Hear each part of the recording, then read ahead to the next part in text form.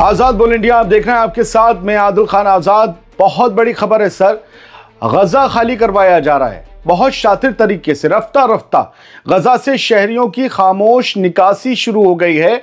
लोगों को बहुत खामोशी से साउथ अफ्रीका भेजा जा रहा है। जहाज़ों में भर भर के जो तस्वीरें आप भीड़ की देख रहे हैं, ये गजा के लोग हैं, ये साउथ अफ्रीका भेजे जा रहे हैं। इसराइल साउथ अफ्रीका की मिस्ट्री ट्रांजिट को मैं आपके सामने रखने जा रहा हूं बड़ी बारीकी से, क्योंकि डिजास्टर कैपिटलिज्म के इल्जामात तेज हो गए हैं। ये गजा से जुड़ी एक बेहद अहम और बड़ी खबर है, लिहाजा इसका एक एक लफ्ज बेहद ध्यान से सुनिएगा। लेकिन पहले इन वीडियोस को देख लीजिए, जिन्हें देखकर सुनकर आपका दिल भी लरज उठेगा, सिसक उठेगा। 13 नवंबर को ये वीडियो शेयर किए गए और लिखा गया कि जोहानिसबर्ग के साउथ अफ्रीका के जोहानिसबर्ग के इंटरनेशनल एयरपोर्ट पर एक दर्दनाक मंजर देखने को मिला। गजा से निकले दर्जनों फलस्तीनी घंटों तक प्लेन के अंदर फंसे पड़े रहे। वजह, साउथ अफ्रीकी ऑफिशियल्स ने उन्हें मुल्क में दाखिल होने की इजाज़त देने से मना कर दिया। ये वही साउथ अफ्रीका है जो गजा का केस जोर शोर से आईसीसी में लड़ता है। लेकिन कड़वी बात यह है दोस्तों, ये फैसला साउथ अफ्रीका ने अकेले नहीं किया। खबरों के मुताबिक फलस्तीनी अथॉरिटी महमूद अब्बास वाली पीए ने खुद साउथ अफ्रीकी सरकार से कहा कि इन लोगों को अंदर ना घुसने दिया जाए। यानी ये वो लोग हैं जो गजा के डर, तबाही और जुल्म से भागकर यहां पहुंचे, लेकिन जमीन पर कदम तक नहीं रख पाए। रिपोर्ट्स कहती हैं कि पैलेस्टीनियन अथॉरिटी का मकसद किसी भी किस्म के बच निकलने या सेफ एग्जिट को रोकना है, ताकि आवाम वहीं रहे, दर्द झेले, मगर उनकी सियासी पकड़ और इमदादी फंड्स पर पकड़ मजबूत बनी रहे। अगर लोग चले गए गजा छोड़कर, तो फलस्तीनी अथॉरिटी जो हुकूमत करने की ख्वाब देख रही है गजा पर, वो तो धूमिल हो जाएंगे। गजा की कई फैमिलीज प्लेन के अंदर बैठी रोती दिखी, गुहार लगा रही थीं कि उन्हें उतरने दिया जाए। बच्चे थे, हालात नहीं बदले, किसी ने उनकी फरियाद नहीं सुनी। सुनिए, मैं बैठा हूं आपके साथ, सुनिए। वो गजा की औरत बताते बताते रो पड़ी। वो पूछ रही है कि हम जंग से भागे हैं, हमारा जुर्म क्या है? क्या हम इंसान नहीं हैं? क्या हमें इंसानों की तरह जिंदगी बसर करने का हक नहीं? सुनिए, मैं बैठा हूं।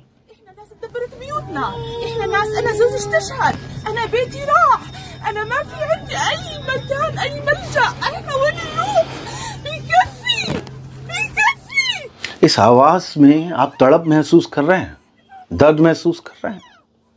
अब खबर सुनिए तफसील से, तो आपको और तकलीफ होगी। ये तफसील है खबर की, और इसके बाद मैं आपको बताऊंगा कि गजा के इन लोगों के साथ साउथ अफ्रीका में क्या हुआ।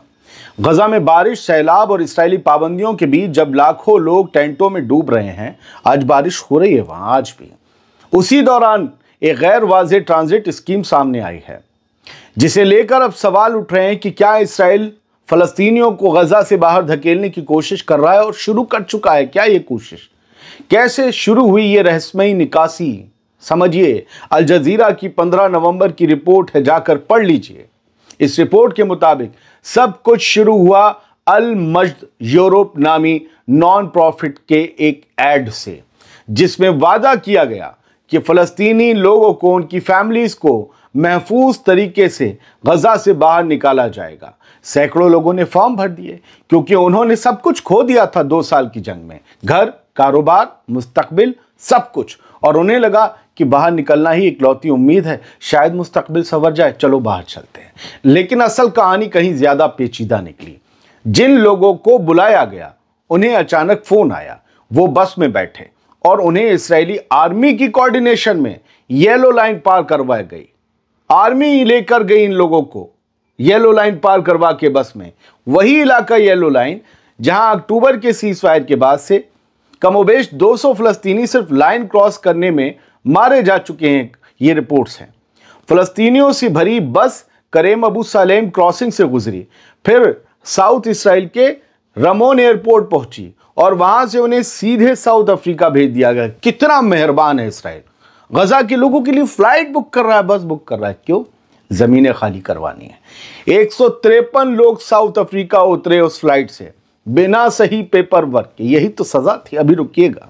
जोहानिसबर्ग पहुंचे लोगों में से एक लुए अबू सैफ ने बताया, एयरपोर्ट पर बताया, उतरे नहीं थे भाई साहब फलस्तीनी। उन्होंने कहा, लुए ने, हम नहीं जानते थे कि हम कहां जा रहे हैं, बस ये पता था कि गजा में रहने का कोई रास्ता नहीं बचा।